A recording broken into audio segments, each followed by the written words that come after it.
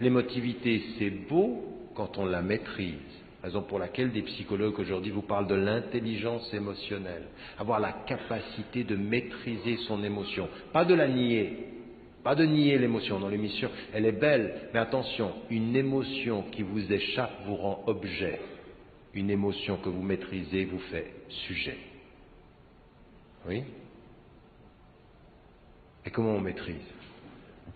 Le travail de la spiritualité, le travail de toute cette éducation. La spiritualité, c'est l'émotion éduquée. Oui, c'est cette émotion qu'on éduque. Et donc là, il faut qu'on se réconcilie avec ça. Pourquoi?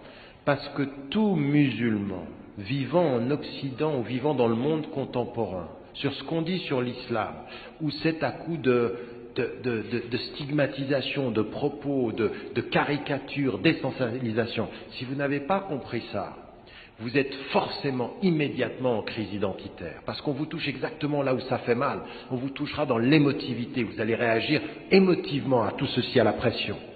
Et vous ne pouvez pas devenir des sujets sous une pression médiatique sur ce que vous apparaissez.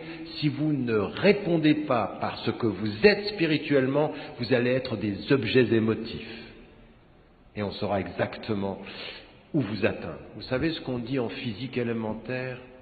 La force d'une chaîne se mesure à son chaînon le plus faible. Ben oui, je peux avoir d'énormes chaînons, mais si j'en ai un tout petit là, c'est là que ça va casser.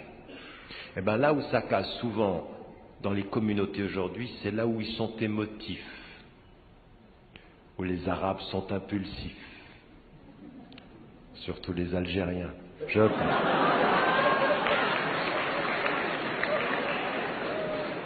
Non, c'est pas vrai. Ah non, c'est pas vrai. Les Tunisiens, c'est pas mal non plus.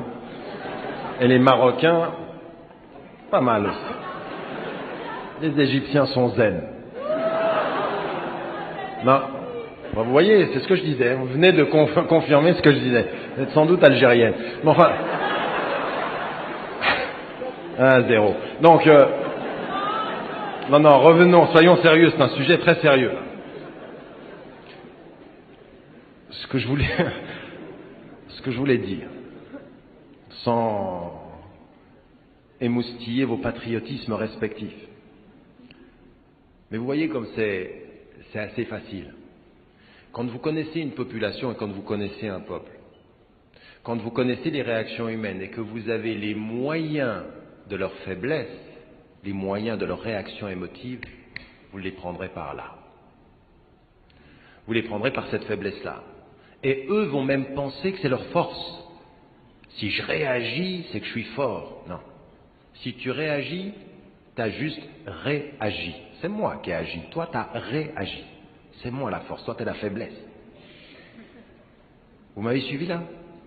Toute réaction émotive est réaction. C'est l'action de celui qui est plus faible que celui qui a agi. Raison pour laquelle il faut transformer la réaction émotive en action spirituelle, c'est-à-dire avoir la vue plus longue. Vous l'avez où ceci? Dans le Coran. وعباد الرحمن الذين يمشون على الأرض هونا وإذا خاطبهم الجاهلون قالوا سلاما. Mais pourquoi est-ce que ceux qui marchent légèrement sur la terre, quand on les attaque, ils ne se soumettent pas à l'attaque de l'ignorant, ils disent paix? C'est eux qui décident. Toi, tu me dis toutes les insultes du monde, moi je te dis paix. Mon action dépasse ton action. C'est moi qui ai décidé. Mais pourquoi vous êtes comme ça? C'est parce que ceux-là, quand toi tu y es pas, ils se réveillent la nuit, ils cherchent la force en eux. Ils prient la nuit, ils sont réveillés la nuit parce que c'est ce qui leur donne la force. En fait, toi tu m'atteins à la surface, j'ai cherché la force ailleurs. La force de mon action, elle n'est pas à la surface des mots, elle est dans la force de mon cœur. Mon cœur est ma force, tes mots ne seront jamais ma faiblesse. Monsieur, non, oh là là, il n'y a pas un applaudissement, c'est interdit, haram.